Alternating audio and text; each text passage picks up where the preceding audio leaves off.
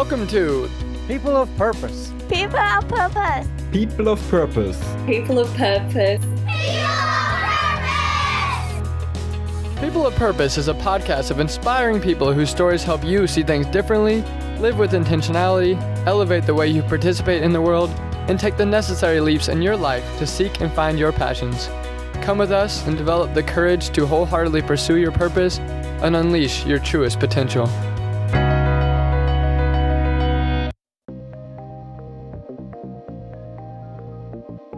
It didn't take me hardly a second to write down one sentence about why I believe I'm on the planet.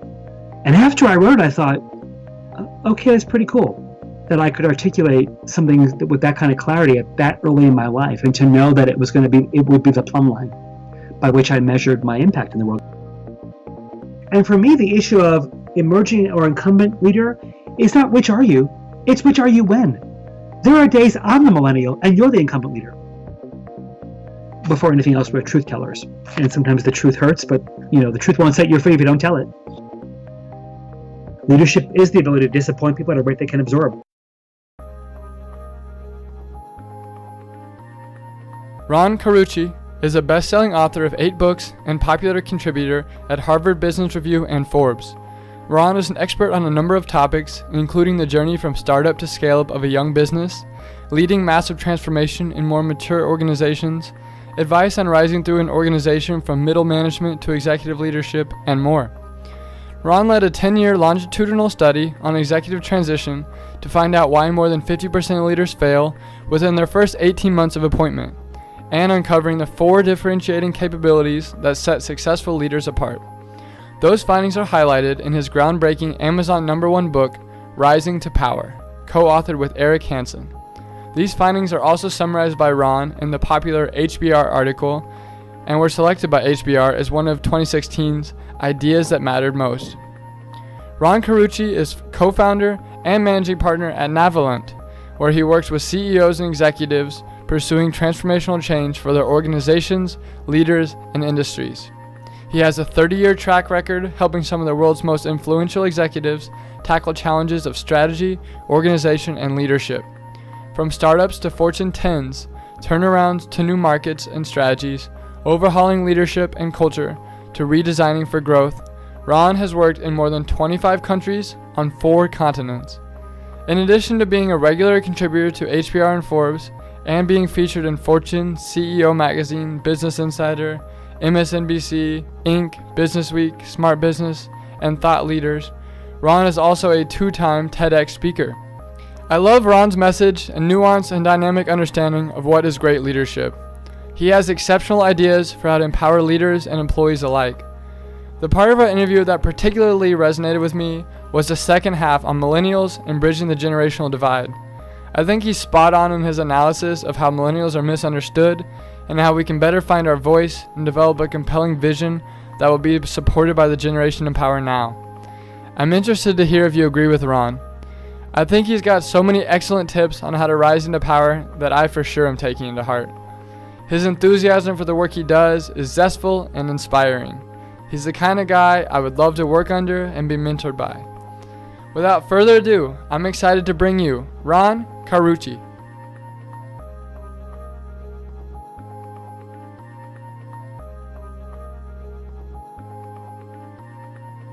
Hey, Tanner, how are you? Good to meet you. I'm great. Yeah, good to meet you too. Thank you for catching up with me after you just had a meeting in the Philippines. Now you're having one in Thailand, so it's exciting. You're traveling the world today. It's my Pacific Rim evening. Yeah, so you have a very impressive resume. You've interviewed 2,600 high-performing senior executives over 10 years, written 8 best-selling books, consulted executives for 30 years. Why do you devote so much of your life to producing great executives? Well, I think, I think since I was little, the organization of human endeavor, the way human beings come together to do something for shared purpose or for common aspiration has always fascinated me. It's always made me in awe of what humans are capable of. I think we also see that when you take 4 walls on a roof, put humans in it, it can get pretty dysfunctional and icky too.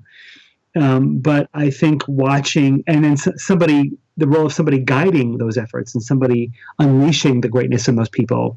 It's a very sacred work. And I think the privilege of coming alongside leaders and accompanying them on very audacious journeys and very disruptive transformations and helping them be the best versions of themselves so that they can get the best versions of the people they lead.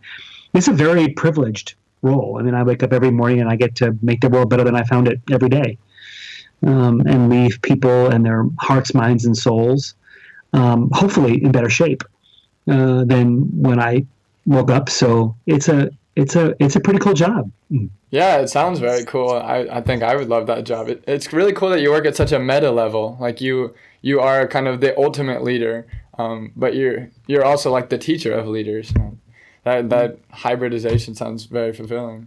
Is it fulfilling? Well, it's extremely fulfilling. I get to be a learner as well. I get to be the one that also learns with those leaders and learns from them, and then learns on their behalf. And part of the reason I do so much writing is not because I'm a writer. I make my living as a consultant, but my writing is my way of learning. It's my way of going and leaning into really persistent, intractable problems that my clients are facing to better understand them, to understand why certain things are strange or odd or off. Yeah. And so learning about them, I then have better answers and better ideas for my clients who are living with those problems. Yeah, that's true. That's awesome. So how has your purpose evolved as you've become more successful? Like this doesn't seem like a role you can just hop in and just start doing. Like, how has your purpose evolved maybe as you've climbed the rungs to being able to be in this position? Many years ago, when writing your life mission statement was a thing, I was probably in my 20s. When my mentor she sent me to a workshop on that, and I kind of rolled my eyes. That was kind of cheesy, but I did it. And they said, okay, they gave you ideas and principles, and then said, write down your life mission statement. And what was so fascinating was it didn't take me hardly a second to write down one sentence about why I believe I'm on the planet. And after I wrote it, I thought, okay, that's pretty cool that I could articulate something with that kind of clarity at that early in my life, and to know that it would be the plumb line by which I measured my impact in the world. And what I wrote was, I want to be a great agent of change, and I want to make other great agents of change. And whether that is influencing people in my community or in my friend groups or in my family or in my client groups or in my organizations that I consult to, or teaching grad school, which I did for 20 years, and teaching people who are in organizational behavior or wanting to do change work. Or it's mentoring younger consultants or mentoring younger leaders. That plumb line has always been a guidepost for me to sort of shape my choices or shape how I spend my time. And what gives me energy, what gives me real, joy. And when I'm doing things that aren't, clearly attached, I'm bored, I'm frustrated, I'm unfulfilled. So I think as I've become a better agent of change over time and learned and been tempered and made mistakes, and I've learned what it takes to really mentor and cultivate and bring out agency in others, I've gotten better at it. When I wrote it down, I certainly wasn't that good at it. I just knew it was what I wanted. And then, as you grow and stretch and learn and skin your knees and get up and try again, you realize that, as good as you thought you were, there was, as much as you learn, you realize the more I know, the more I realize I don't know. Right. So, yeah, let's break that down a little bit. What do you mean by change? What is this change you're striving for? Is that a change in an individual, change in an organization? What is that change? We define it in three ways. And our code language for it is within, between, among. Within means deep within the heart and mind of another. What we call the operative narrative. The tapes playing in your head that wire your behavior. And the origins of our behavior emanate at much deeper levels than we understand. And so if you want to help somebody change behavior or change how they lead or change how they're seen in the world, you got to do a little deep digging. And so That's part of how we affect transformation. Between is relational, right? So it's between individuals, it's between parts of an organization, supply chain and logistics, marketing and sales. In a nonprofit, it could be fundraising and operations. But there are seams in organizations, places where people and groups and aspirations connect, sometimes collide, sometimes conflict, sometimes have border wars. But so a change between is about how do you make more whole the parts. And then change among is systemically, so strategically, culturally, organizationally. How do you create system change in a community, in a town, in a city, in a university, in a corporation, in a country? And we know that transformation only happens and sticks if you're doing it on all three levels all the time. Many people will do change within, they'll do coaching or they'll do therapeutic work. They'll do change between, they'll be team builders or coaches. And they'll do change among, they'll be strategists, so they'll do culture work. But for us, if you're not working at all three of those levels, it's probably not going to stick. You might get a momentary flash of brilliance, but it won't last. So because the context won't allow it to. And so for us, the privilege of being able to always be monitoring transformational change on all three of those levels is what's important. I didn't always know that, right? So some of the mistakes I've made in the past were because I was focused on one or two of those and not all three, or ignored one and didn't understand the implications of that. Yeah, so it seems like a very integrative approach that gets it done. And it sounds like that change is sort of towards effectiveness or efficiency, or is it purpose, or what is it? So interesting, who gets to define the aspiration, right? Right, yeah. For our clients, it's often about their own personal effectiveness, their own personal purpose in the world, but sometimes it's their organization and its mission or its performance aspirations and where it's trying to become or where it's trying to be in the world to whoever it serves. Sometimes it's something's broken. Sometimes there's pain or there's deficit or there's dysfunction. And so sometimes it's in part corrective. We find that change that's only corrective is usually short-lived. So there has to be something aspirational based in desire there. But sometimes it has to be, in part repair work done. So it's a variety of aspirations that I know that my job is not to impose that. Now, if I hear in the aspiration self-interest or questionable motives or the dark side of somebody coming out, I'm going to call the question, and I either won't help or I'll confront why that is. Yeah, what is that question that you call with? How do you confront? You seem very committed to your own aspirations here at the expense of others. Is that what I'm seeing? Yeah. You've raised the issue several times of your own reputation or your own visibility or your own influence. You've talked a lot about your bonus check this year. I'm going to point out the patterns. I'm going to say I hear a whole lot of self-involvement here. I'm a little concerned that I haven't heard anything about all the other people who need you to be something that you don't want to be. Yeah, that's fair.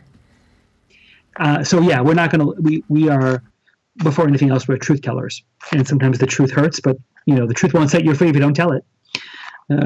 And so, and sometimes, I think there are some leaders who aren't a good match for us, and so we often do our best, and now after having made our own mistakes, avoid those kinds of leaders. But sometimes we get what appears to be a decent relationship or a good chance to have an impact, but then we get into it and realize this is probably not the right gig for us, and so we walk away. So you're a truth teller. That sounds a little bit like journalist or some sort of outside objective observer, but that at the same time you're trying to have like an impact or an influence within that. How do you exert your purpose and your intentionality into a company when they maybe have a different purpose and intentionality of their own? Well, my purpose is different. So my purpose is to realize their impact. And so as an outsider, I have the advantage of being able to say things insiders can't. Yeah. Right. And so my sort of you can't. Ancient wisdom says you can't be a prophet in your own land, and I think there's some truth to that. But I can come in as a prophet, and what got me fired from companies inside got me paid well outside. So I took the hint eventually, and realized that as an outsider, I'm expected. And leaders don't often get told the truth. They don't have access to unvarnished insights and hard truths because people politically inside don't feel comfortable sharing those. But I, as an outsider, am expected to bring that, and it would be cruel of me not to, right? It's in my client's best interest. So my purpose is to serve their purpose, and to know that I have to care about the things they care about. I have to at least care that they care about them. I may not care about the product they're making, or I may not care about a particular service they're providing. Right. I certainly have to not be opposed to it, right? I'm not going to work with somebody who's making a product I think is hurting people, or exploiting people, or providing a service that's dishonest. But my job is to make them have optimal impact and be their best in what they're doing. That's my purpose. Yeah. Can you tell me the story of how you got fired from being an insider that forced you to be an expert outsider? Yeah, so 3 times. Once I volunteered out, but so when my kids were younger, I started collecting these things called severance packages, and my kids were like, "Oh, that means more time with Dad." What it meant was, and I think in some cases I was just naive, Tanner. I thought when I was hired for these roles as internal change work, they want to get better. They want to hear the truth. They want to have an honest look at what's not working so they can get better. And I just assumed that. But what I didn't, a number of things I hadn't learned or been tempered with, it wasn't that I needed to be politic, but I needed to be a little bit politically savvy. And just because you have an insight or an observation doesn't mean you need to verbalize it right then and there. And sometimes you have to create a pathway to prepare people to be ready to hear truths, and I didn't know that. And so, in 3 different organizations, I got caught in very political quagmires, very difficult political quagmires, where in one case, I volunteered because they were doing a downsizing and a layoff. I think I was actually had a great standing there, but it was time to go. In the next one, it was highly political, and I knew from the beginning it wasn't a good match for me, but I went anyway, and that was my dumb move. And then the third one, it just became a political warfare between 2 leaders that I became the pawn in, and some of my truth-telling behavior, they weren't ready to hear. They didn't want to hear honest looks at their own corruption, at their own dishonesty and deceit, and their own incompetence. And I was always respectful. I was always, analytical and data driven and respectful about how I presented it. I was never, an ass about it, but it wasn't always welcomed. And then I began to realize, they expect outsiders to do this, not insiders. And there's a great role for insiders within organizations to have great impact, just not the one I want to have.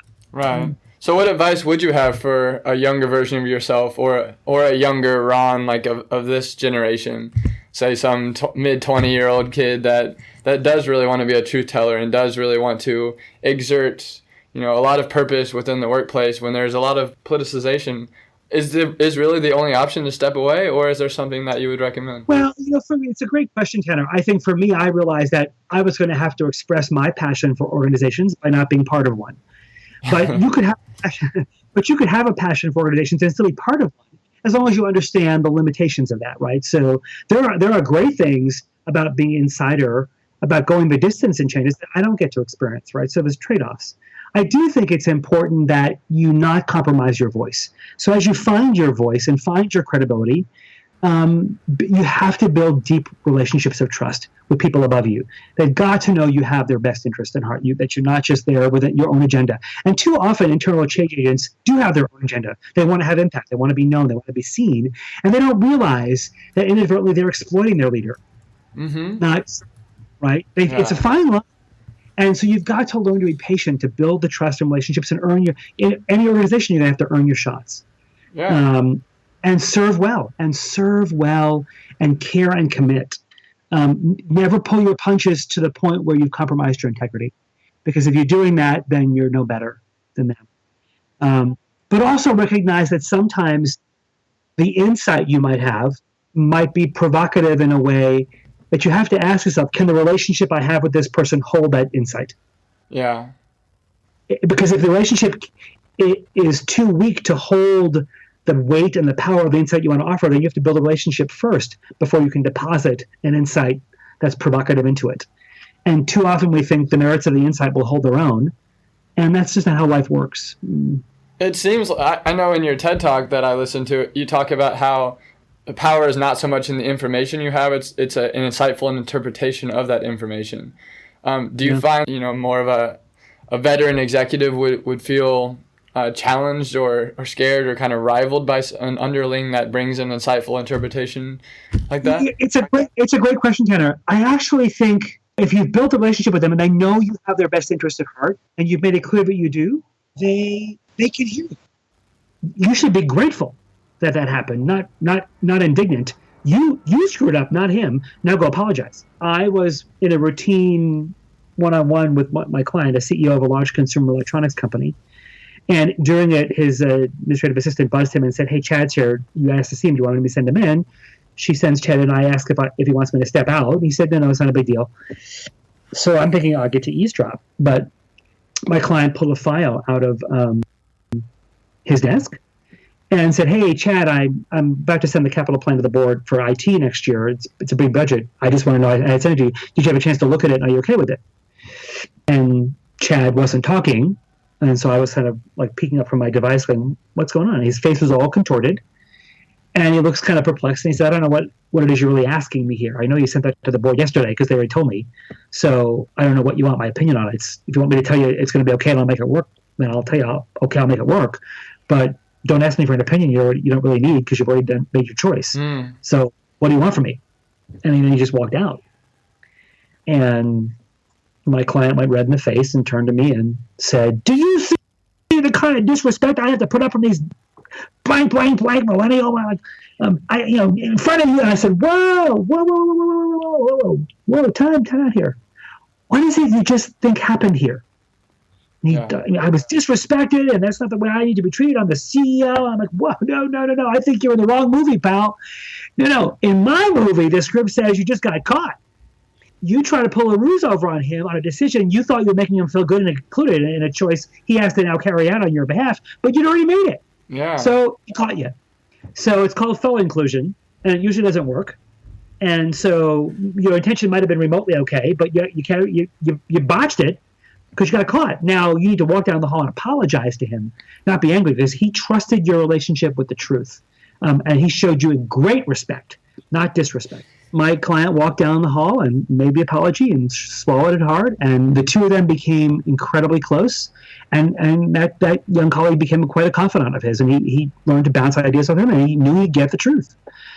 So I do think I do think senior leaders can hear it, and they do want to be. No senior leader wants to be lied to. Nobody senior leader wants to be told what they want to hear, and they know that as they get higher, data gets thinner, and the truth becomes harder to come by, and people are manipulating data, and they don't have access to truth anymore. And so I think they find it refreshing. Now, if you come in an obnoxious, condescending, arrogant, in your face kind of way, and it sounds like you're just being judgmental, then sure, you're probably not going to get listened to as well.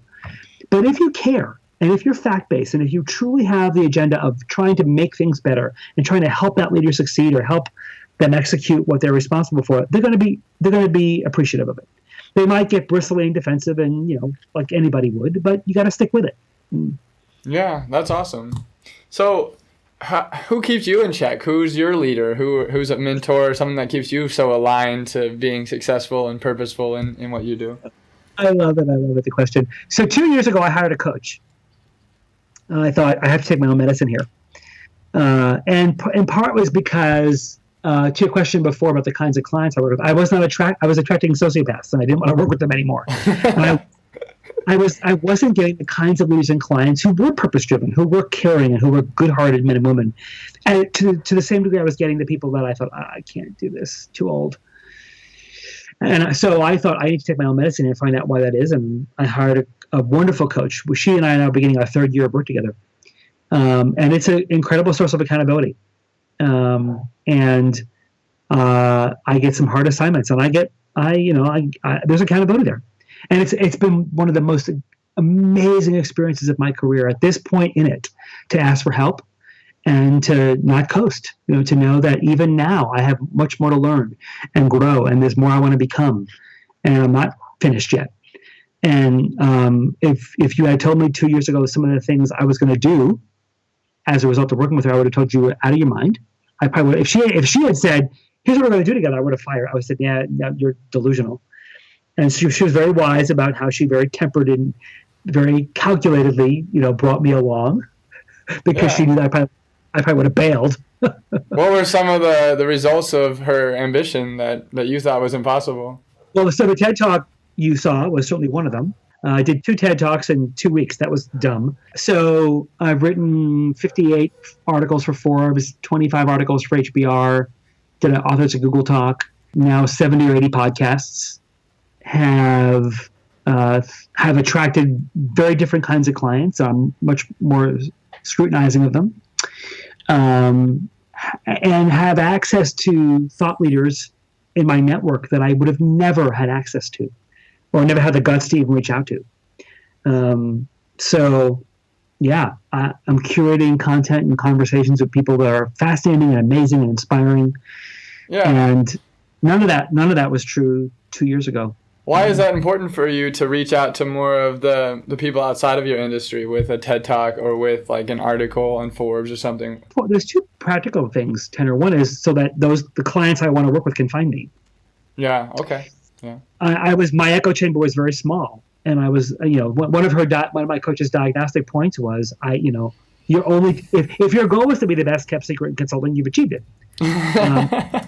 She said, you only talk to people or interact with people who already know you. She did this very complex analysis, and she said, the only people you talk to are people who already know you. So the clients you say you want can't find you. Yeah. Secondly, it's the social proof of my peer set, right? So it's I have access to new thinking and new mindsets of people that teach me and where I learn from and broaden my thinking. So it's establishing a very different peer set for myself professionally. Huh, that's awesome. Yeah. So, yeah, why have you been able to kind of go away from sociopathic people into purposeful people? I'm trying. Congratulations. And it's not that I think the sociopaths don't need or deserve help. I just don't want it to be from me. Right. It's painful. It's too painful for me to get up in the morning and to see a client's name in my caller ID and just have my stomach turn to a knot. And know at some point I'm going to have to fire them. I'm going to have to walk away because I'm now compromising myself, or this is all I'm doing is enabling you to hurt people, and I can't do that anymore. Yeah, I wanted to kind of get at that. You talk about how leadership should just be, you should ask this question, how can I help? And you should be of service to your employees. You should make them feel like you truly care about them, that their success is your success. How do you counsel people on getting overstretched? How do you know when it's time to come back into yourself and kind of just take care of yourself a little bit? So I think self-care is a very critical aspect, especially when you're an executive. People get really angry over the perks and the money and the compensation, and maybe there are some unfair imbalances in some of those. But for the most part, those are also ruthlessly unforgiving, visibly exposing, very difficult jobs. Yeah. And most people don't see the private suffering that they do. And most people don't understand that if you're going to be a leader, especially if you're going to be an executive leader, you are going to suffer and sacrifice. And so one of the things, especially if you're in the CEO chair, I tell my clients, I want to know the name of your nutritionist, the name of your trainer, and the name of your therapist if I'm going to be your consultant coach. Wow, really? So those are requirements for them to have those in place. And we're all going to talk. And I tell them, if you don't want those things in your life, you're foolish. At some point, I'm going to have to ask for the name of your cardiologist then, and I'd rather not. And so, or worse, your oncologist. So you need, to be taking care of your mind, your body, and your soul if I'm going to take care of your leadership. And if I know you're not taking care of those things, my work is compromised. And so one client I worked with, he was rolling his eyes like, I have to really? I'm like, well, I'm going to charge you more. If you're not going to have those people in your life, you're going to pay me all their fees anyway. Yeah. So you might as well talk to them. Sometimes I have to go hire them. Sometimes I have to introduce them to a therapist or a nutritionist or a trainer or somebody. And if they already have a gym and a workout routine, then I'll excuse you from the trainer part. But I want a text of you. I want a selfie picture of you on the treadmill at 6 a.m. I want to see you there. Wow, such a performance coach of you. That's cool. Have you had any wake-up calls that have brought you closer into purpose because you maybe felt overstretched or weren't taking quite good enough care of yourself? So this past year I lost 30 pounds. Oh, congratulations. And it was my coach. She said to me, "What's your fitness goal for the year?" And I'm like, "Well, I probably need to lose some weight." And so I knew I did. I was exercising. I do work out regularly. But I also recognize that traveling and, the mindless routine as you're walking through the airport and you stop in Hudson News and just pick up a few snacks for the plane, knowing full well you're going to get a meal on the plane too. It's like I was like when I stepped back and took stock of how much I was eating and not thinking it was a big deal. It was mortifying. It was mortifying. I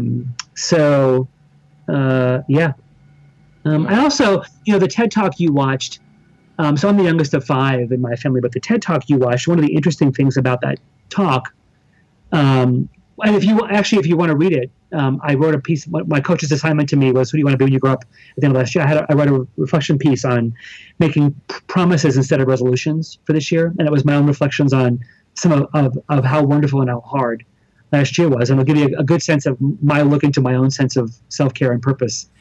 But the day before that TED Talk, I flew in for my brother's funeral. So my brother passed away very suddenly. And it was torture. It's the second sibling I've lost. Whew. And so I had to literally land back from his funeral where I spoke and walk onto that red circle.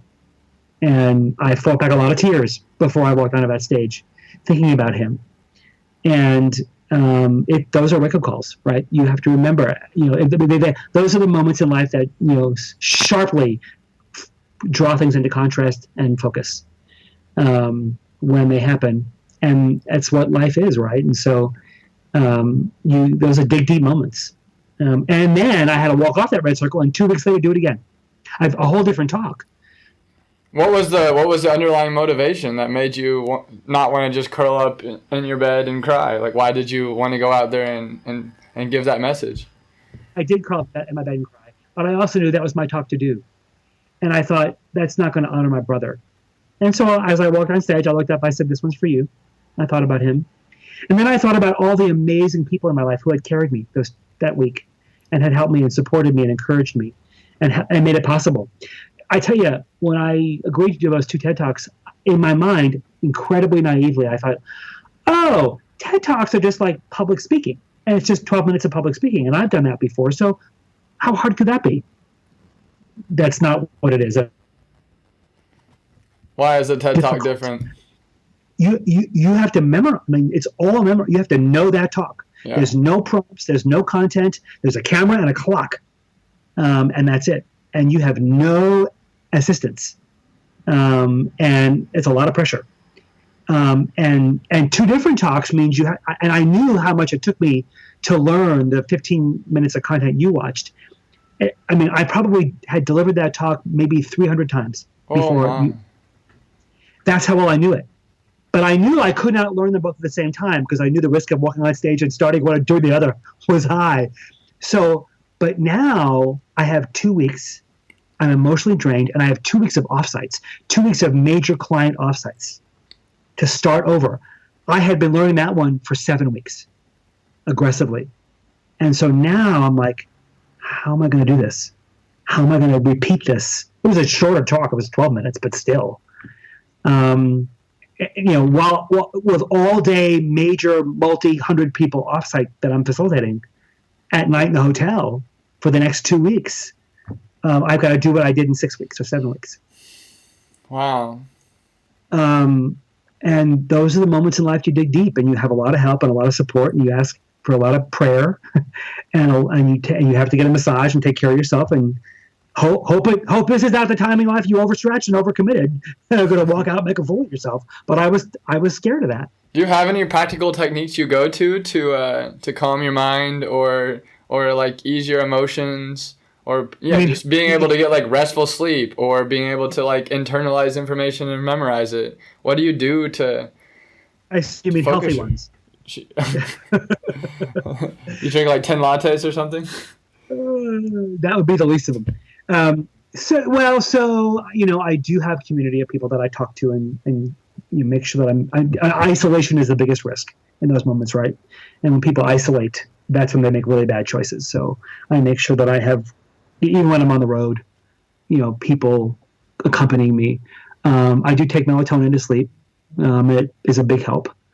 And sleep, some dummy at some point said, "Oh, as you get older, you need less sleep." That's bullshit. Get that out if you have to bleep it out. That's not the truth at all. You actually need, I don't know why somebody thought that, but I now am more relishing of sleep than I ever was in my life. How much sleep do you get every night? I try for at least 7 to 8 hours. The notion that, people are like, I can get by on 6 now. I did get by on 6 and less, and it didn't work. I was tired. So I think I find deep, restful sleep even more important now than I ever did. I just think I was younger and I could get away with not having it all the time, and it didn't show as badly. Now I get really cranky and moody. Oh, it's terrible. My whole firm was like, "Oh, he didn't get any sleep." I'm in this year. I changed a lot of eating habits, and I've maintained eating healthy and try and keep up with that. Do you do any meditation or anything like that? I do meditate. I do pray. And I also so one of the interesting rituals I have in the morning, I have coffee, but I have down the hall in the conference room where the kitchen is, and I tell this story in a LinkedIn piece. I'm making promises for this year, but I have a collection of mugs from all over the world, from all different kinds of places. And each mug I got in a place with a person that brings me back to a very special exchange with someone in my life. Yeah. And so when I have coffee, it's like I'm having coffee with them. And it makes me begin my day with gratitude. It makes me begin my day being thankful for something other than me, and remembering that my story is part of a much bigger story. Oh, that's a cool thought. Yeah. And so it's always important to remember that, to be grounded, that your story is always part of a bigger story. It's never, you're not the center of it. Yeah. And so it's a great way to begin my day, to bring to mind somebody important to me, somebody who's shared a part of my life or my story, that they've left a great fingerprint on it that I love and care about. And it could be one of my kids, or it could be a friend, or it could be a colleague or a client at some point from their company. But it reminds me of why I'm on the planet and for whom I do these things. And when you start your day that way, I think it sets your day off in a very different, even if your day becomes crappy and stressful and things don't go well, at least you begin from a different place than as a victim or more self-involved than you should be, or worried or frustrated or entitled. So would you say as you've grown older, your ego has played less of a role in your behavior? I don't know if my wife would say that. I think we all have egos, and we all have those egos need to be fed. And that's not necessarily a bad thing. I think when you overindulge them, it's not good. I would be never presumptuous to say that it has played less of a role, Tanner. I think what I'd say is I understand it better. Yeah. I'm more aware of when my ego has a need, when I'm feeling unseen or insecure, or when I'm feeling unaffirmed or unappreciated, or when I'm feeling overworked or over-contributing, right, or whatever one of those tapes are that says be discontent, and to know now better how to manage that and how not to indulge it, or how not to be triggered in a irrational way. But I think all of our egos, and mine certainly remains alive and well. Yeah, of course. Humility is a hard one. Yeah, I was going to ask about humility in leadership. You talk all about how a leader needs to be vulnerable. They need to be getting honest feedback from employees. They need to be open to critical reviews. How do you practice such humility but also still have this stature of being this executive decision maker that people are going to cede whatever power they have to be channeled by this leader? What's that balance between humility and power? Well, for me, I'm never unmindful of the privilege it is for me to be sitting alongside the real person in the chair, right? I'm not the chair. So getting to sit as the advisor doesn't bear nearly the amount of risk and exposure and harsh realities that she or he has to deal with. So I never presume a posture. I have to establish peership with them to be credible, and they have to see me as a colleague because I'm going to say hard things to them. But I think the thing I work harder than anything at is to make sure my clients always know I've got their back and that I care. And sometimes fighting for them means fighting with them. But I have their back, and when I earn my right to give them really hard feedback, I also earn the right to praise them and to congratulate them and to thank them for their good work. But my job pales in comparison to theirs when it comes to hardness. So I would never presume that I bear any near degree of risk and exposure that they do. Yeah. What advice do you have for people when they're really fretting over hard choices, where like there are serious trade-offs at play where you're going to potentially hurt a segment of your team or disempower certain people, or you have to play favorites a little bit? How do you help people work through hard choices? Yeah, it's a great question. I think part of it, the fretting issue, is when I want to understand what the fretting is, right? So is it a paralysis over your own fear of inadequacy or feeling like you're going to fail, or is it worried about how you're going to be perceived after you made the choice? Are you worried about rejection? So I want to understand a little bit about what the angst is, and if it really just is, this is a hard choice and people are going to be disappointed. I help them accept that there's a paradox here, right? Sometimes being a leader means you have to do things that disappoint people. Leadership is the ability to disappoint people at a rate they can absorb. That's the definition of leadership. Wait, what? Say that again? Leadership is the ability to disappoint people at a rate they can absorb. That's the hard reality of leadership. Sure, does it come with it? You got to inspire people and challenge people and coach them, and it's all there. But at the end of the day, if you're progressing an agenda, you're not making everybody happy. And if you're making everybody happy, you're definitely not doing your job. That's just the hard truth of leadership. And so helping people understand that winning respect is more important than winning popularity, that there's a greater good you're serving here. So when it comes to firing someone on our team or laying off people or shutting down a project that no longer has the promise it used to, or having to cut resources because, the marketplace has shifted. These are unpleasant realities. Having to part company with somebody who's not performing.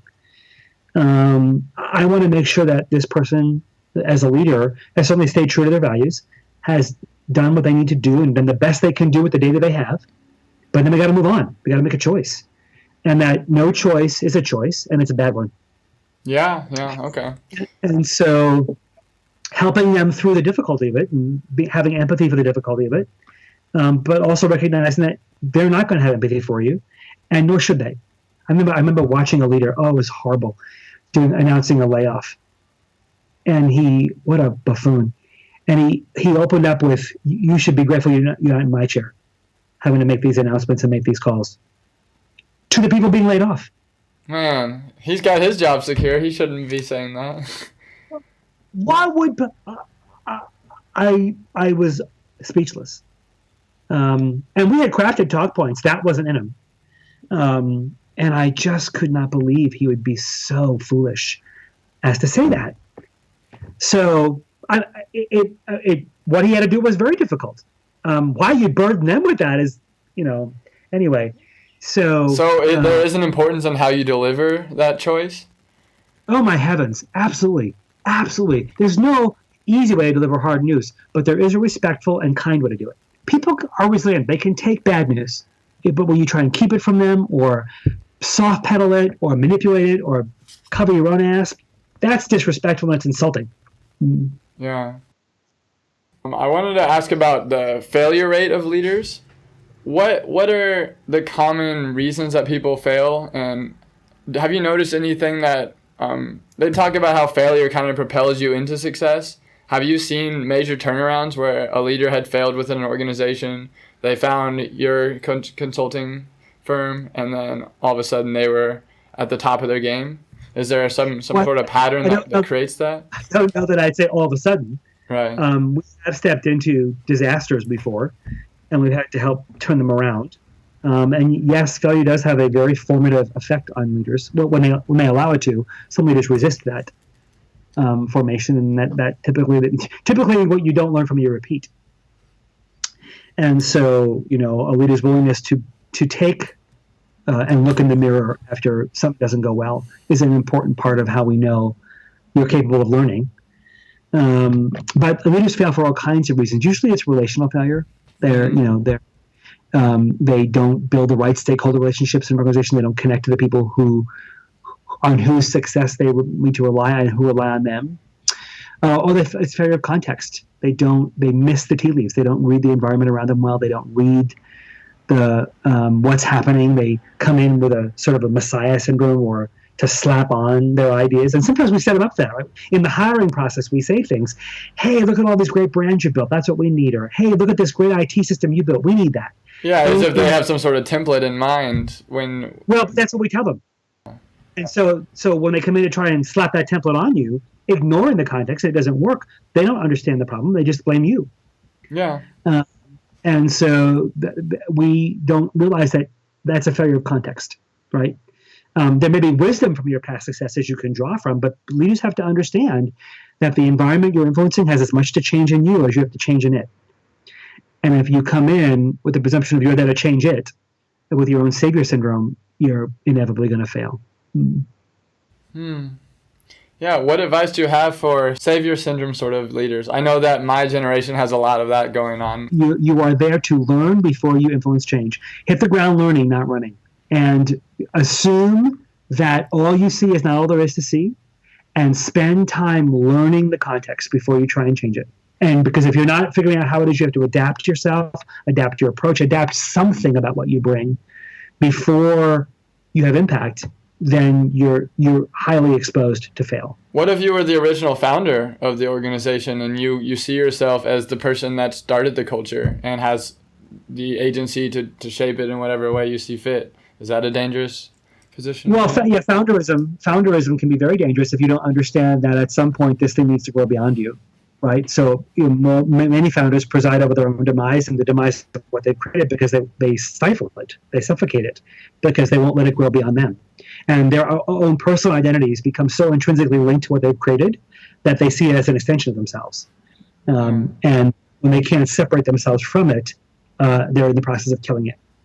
What opinions do you have on like a provocative leader like Steve Jobs? I wrote an article about him in my Forbes column.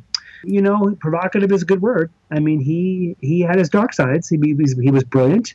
He was a terrible leader. Yeah, it seems like that, but his company grew much beyond his own and is like still thriving. And yeah, so sure. And people who understood him cared about him. I think his second act, his return, went a little better. He was a little bit more humble, but he had major ego issues. I think there was deep pathology there. I mean, there's obviously a lot of narcissism there. And it's unfortunate because I'm guessing no one probably suffered more than him from those pathologies in terms of his own paranoia and isolation and loneliness and having a lot of self-contempt there for him to be able to impose that much critique on other people. And so that he died of the kind of cancer he did was no surprise to me because that's typically what those kind of people die of. And sad. And he could have, and somebody even offered to give him a major organ to help him live and he turned it down.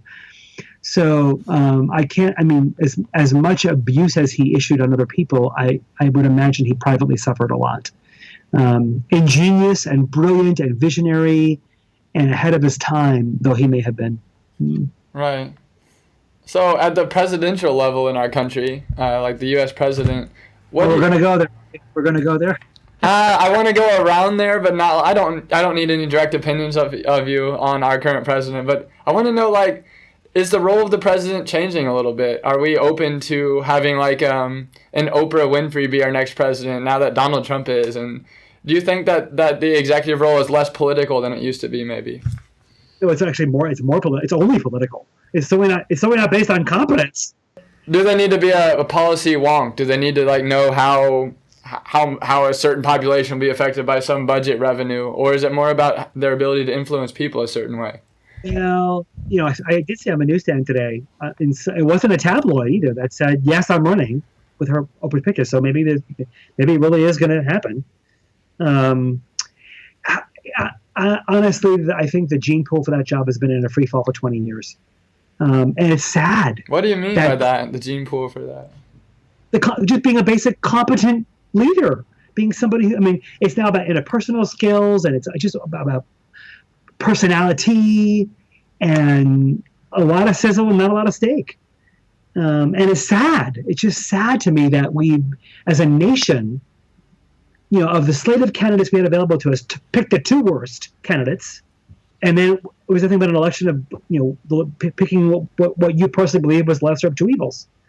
We've known for decades now that most people vote against, not for, right? So that when you vote, you're voting for not for that person versus more than you. I think it's been since before Reagan that people actually chose to vote for someone versus against somebody else.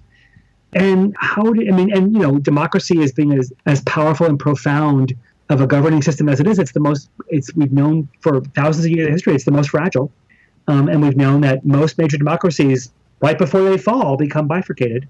We have lots of historical, examples of that. And I'm sad to watch what the polarization of our country and the inability of our governors to govern, and how politics have replaced governance to an extreme degree. And it just makes me sad. It just makes me sad. You don't have any advice on a leadership style that a president should have? Competence and kindness would be okay. Both competence and kindness. I like both. Haven't seen it in a long time. The next TED Talk that I did, it's done now, but it isn't published, was done at the Edward Kennedy. So it was in Boston at the JFK Library. And they filmed a set of the talks from the Edward Kennedy Senate floor. So it is at the Edward Kennedy Study Institute of the Senate on the library grounds. They actually have a replica of the Senate chamber. And that's where we filmed the TED Talks from. So I got to actually be on the Senate floor looking at the audience. And, all I could think of was how many fantasy conversations have we all had from this spot? That if we could actually just get 15 minutes to preach it to those people, what would we say? Yeah, that's an interesting thought. I have that. Gosh, I would pay money. I would pay money to hold them accountable and to say, I'm your boss and I should fire all of you. I pay your salary and you are beyond failing.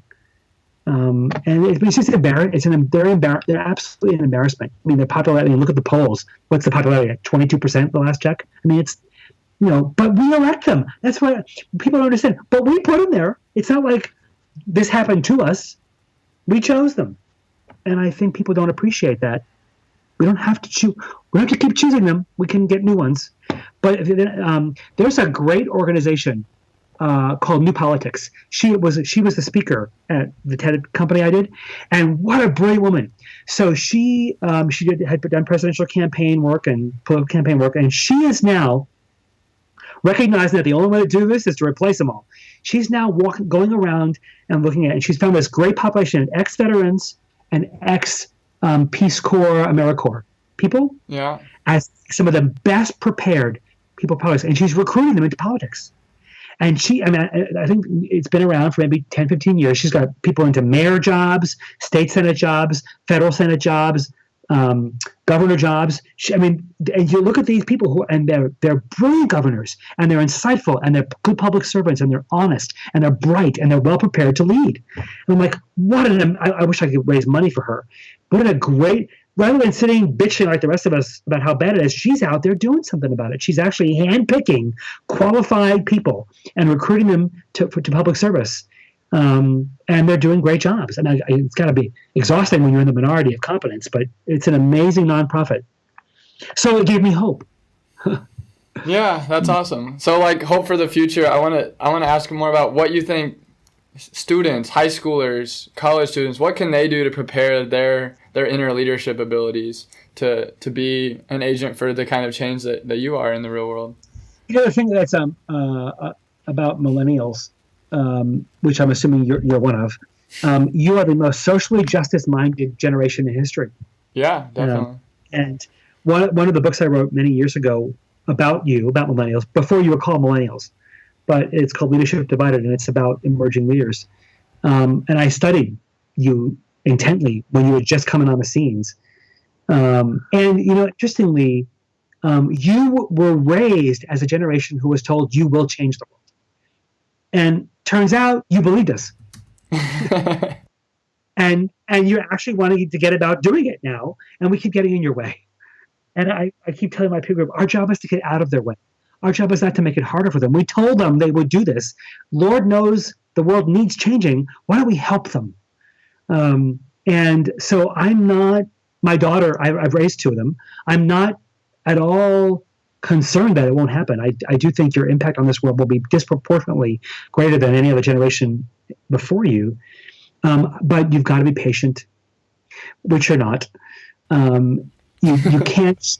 You have to understand that you're misunderstood. You're often seen as entitled and overly ambitious and presumptuous of advancement before you've earned it, and all those things. And there's dangerous partial truth into that. But I don't think you fear failure in the way that most of us understand it. I think you feel not meeting your own standards. I think your desire for advancement isn't self-interest. It's impact. Now, what you have to appreciate is that sometimes you're just not ready, and you need some more time incubating before you have impact. Just because you've seen your peer set become overnight internet sensations doesn't mean you all should do that. Doesn't mean they're actually that influential either. And so you will get your shot. You will get your turn. You will have your platform, and you will have a say. It may not be in the next 20 minutes, but it will happen. On behalf of my generation, I apologize for getting in your way as much as we do. And I know that there are some of us out here who do want to accompany you to the impact you desire to have and to the changes you want to make. None of us are unmindful of the needed. I think you just need a little bit more wisdom and a little bit more scar tissue on you to know how change really happens. Thank you. I think those are extremely accurate analyses of my generation. What do you recommend to get scar tissue and to get training in this incubation period? What kind of things should someone be doing? Start small. Volunteer. Start small. Find causes that are important to you. Find places where you want to have impact and get involved. Refine your voice. Refine your voice of change. Learn not to be strident or judgmental. Learn not to be overly. Sometimes you guys can be a little bit over appealing, making the appeals. Sometimes your voice is strident. You're understandably discontent with what you're seeing, but starting from a place of judgment or a place of harsh critique usually doesn't win people over. You can never influence change from a place where you make people wrong. One of the things about you that's both beautiful and concerning is that more so than any other generation, you guys can take hard feedback without bristling. And sometimes I think you're like masochists because you're like, tell me how bad I am. Tell me how bad I am. I think that goes to that whole reframing of this is not about my own ego. This is about living up to my standards, and you're training me of how to do that. And so my peer set doesn't know what to do with that because they don't like giving hard feedback. They certainly don't like getting it. And so it's a very different kind of mindset. So they think you're feedback hungry. So one of the articles I wrote based on my book, Leadership Divided, was I opened the article with just to sort of get at, because one of the things I hate are the labels. I hate that this baby, that somehow the year you were born makes a difference. So I wrote this article and I opened up with entitled, overly ambitious, lazy, self-interested, blah, blah, blah. And I said, don't these sound like the labels we give millennials? Yeah. These words opened up a 1969 Life magazine article describing baby boomers. Wow. So turns out we're not all that different. And for me, the issue of emerging or incumbent leader is not which are you, it's which are you when. There are days I'm the millennial and you're the incumbent leader. Especially when it comes to this and how to use it. Yeah, the phone. Yeah. So, I turn to my 25-year-old son and say, what do I do? And he leads me. So we've got to, the generational issue is not one of demographics. It's one of relationship. And we've just got to get past this whole, now we have 5 generations to replace. The year you were born is inconsequential. How we relate to each other and the things that we're not as different as we think we are. That's what most of the research would reveal, that the millennials are not as different as we made them out to be. How do we come to realize that? Do we go to coffee shops together? Do we have workplace get-togethers? What What do you do? We're seeing that, when Leadership Divided came out, we did all kinds of workplace intergenerational experiments. And what people found was, I think we're a lot more alike than we are different. Because we are. So we need to get over the whole, oh, they're different. And now this whole, I wonder what Gen Z is going to be like. Well, we'll find out when they get here. But until then, just enjoy them. So I think we've got to help you cultivate your voice, help you cultivate how you express your thinking, what value you place on data, what value you don't place on data, how you make appeals, how you make critiques, how you offer vision. Because I think you all assume that what is self-evident to you is self-evident to everybody. I definitely have that problem. Certainly. Yeah, that's spot on. And it gets you frustrated when it's not. And so you get short and impatient and curt, and you get petulant. You get very petulant. And then people go, see, they're petulant. And I don't think that's the truth. I just think that's you're so short-triggered, and you've got to learn to work through some of that stuff and be a little bit more long-minded, that the changes you need to make are big. We've worked really, really hard to screw it up this bad. It's not going to change overnight. Do you think it's important to focus on what you want to change? Yes. Okay. What and how, and be more realistic about the when. Okay. So just finding your voice. All of which are probably hard for you. As far as finding your voice, how has writing really influenced your voice? You've written 8 best-selling books now. Do you have any advice for writers and how you know if you do need to be writing to be able to find your voice? There's a lot of people out there who blog who suck at writing. They're either incoherent, they're verbose. I would say if you're going to want to write, learn to write well. There's craft here, there's science here. It's real work, and you have to learn to do it well. And it's not for everybody, right? There's all other types of mediums to express yourself besides the written word. So if you're going to commit to writing, then learn to do it well. But then be disciplined. There's a lot of noise out there, a lot of noise. And a lot of content, and we're depositing more of it every day into this big sea of sameness, and it's unfortunate. And so, if you have to be disciplined enough to want to express yourself diligently and consistently, to find out what your niche and what your voice is and what your audience is, and do all the work to build that. I mean, it's a lot of technical social media. You're doing it right here in this interview. It's a lot of work. It's not just about what you want to say. Yeah. I also say collaborate. Find people. Surely you have to appreciate that whatever it is you want to say, you aren't the only one that wants to say it, or that you aren't the only one saying it. With the wonder of technology, you could instantly find 5,000 people all over the planet who want to say the same thing you were. Build coalition. Learn to build coalition. Best way to create movements of change. Don't feel like it has to be you. Find other like-minded, like-souled people saying similar things with similar efforts. Most of those efforts are very fragmented because there's too many of them. And coalesce them and build coalition with them and join forces. That's the best thing you could do. What's a movement right now? You mentioned the new politics, but what's another movement or a set of leaders that you really admire for how they're doing things right now? I love the B Corp. I love what the B Corps are doing. And there's a group called Be the Change, the letter B, the change. And they're inspiring, right? I mean, they really are proving that capitalism can be harnessed for great good. And that we have a tax structure that allows, the IRS allows companies to register as a benefit corporation and measure triple bottom line. If you look into I think there's now over 800 or 900 of them registered now. If you just look at their websites and what they're doing, every one of them is one more inspiring than the next. And so I can't cheer them on enough. I wish I had some of them as clients. So they're very different than a nonprofit? Yeah, they're for-profit companies. These are for-profit enterprises. They just measure and are expected by the SEC and IRS to measure social, financial, and environmental impact. And their tax structure, they're required in their tax structure to prove it.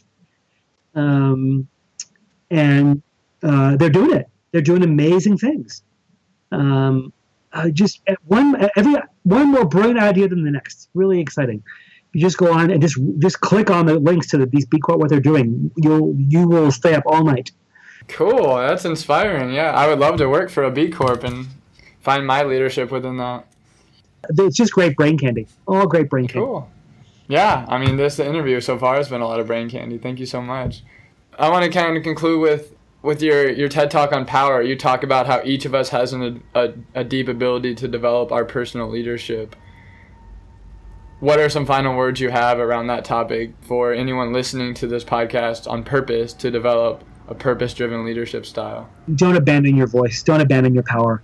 It's very easy to start with the assumption that I couldn't possibly make a difference, or I have to make the difference myself, or to give up and abandon your efforts. Recognize that influence takes a long time to garner, but find that your source of power, find the influence you want to have in your information, in your relationships, and stick with it. Don't be a flash in the pan. Don't get bored easily. These are years and years and years of work, not months and months and months. And just know you're signing up for a long journey, but do it. The world needs what you have. Cool. Thank you so much. I would love to work for someone like you one day. I love your mindset towards my generation, and yeah, it's really cool how you seek to pull out some sort of authentic voice from leaders. You don't slap on like a template for what a good leader is. You really work from within and bring them, outward. I think that's really, really cool. Thank you. If you can pick up a copy of Leadership Divided, I think you'd enjoy it. There's also on our website, there's an article called "Bridging the Leadership Divide," and I wrote it with a millennial. We actually chronicle our relationship in the piece about which are we when. So I think it's on. You can just download it from our website. But I think you'd enjoy Leadership Divided. I think you'd feel affirmed in it. I wrote it too early. I wrote it like 6 years too early. I wish I had waited. 6 years later, I knew so much more about you guys. We wrote the sequel. The Bridging the Leadership Divide was the sequel book, and it's also the title of that article. And I knew so much more then. I think when I wrote Leadership Divided, I was still learning. I mean, the word millennial wasn't even a word yet in 2006 or 7, whenever that was. And I think you're just so misunderstood. I think there was such a proliferation of consumerism. Like, how do we market to these people? I just think you've gone misunderstood too much, and I think many of you feel unseen. I think you feel watched but not seen. Wow, that's a cool distinction. All right. Well, thank you so much. I appreciate you giving your time to talk about leadership and how it relates to purpose. And I definitely have a lot of a brain candy still to be munching on here in the coming days and weeks. Thank you. Well, Tanner, thanks for the chance to chat with you. Thanks for being flexible on your time. I think a lot of people need to hear this. You give a lot of time and energy to teaching people. You could really, like you said, be the best kept secret, and all your clients could love you. And you do a lot to reach out to grabbing new talent. And yeah, I feel very inspired from talking to you. Well, thanks. I appreciate that. Right back at you. Go enjoy the rest of your day and enjoy your meditation. Be safe out there in the woods. All right, will do.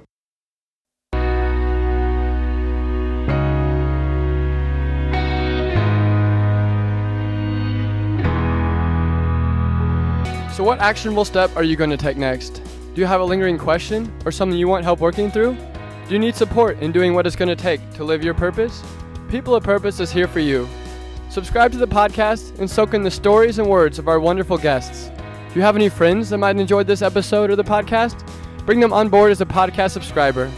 If you want to actually see the guests behind the voices, as well as the purposeful people and communities I'm a part of around the world, follow the podcasting journey on Instagram at People of Purpose Podcast.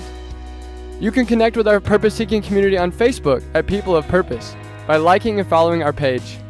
Know the minute each new episode is published, hear first about upcoming People of Purpose opportunities, and receive regular tidbits of inspiration and media I'm purposely perusing, pursuing, and pondering. It's simply a regular dose of goodness, intentionally filtered by me, to nourish your personal path of purpose. For the ultimate engagement, join our intentional group Purpose Seekers from the Facebook page. Join in longer form discussions, link up with accountability partners, and share in opportunities and challenges to better know and grow in your purpose.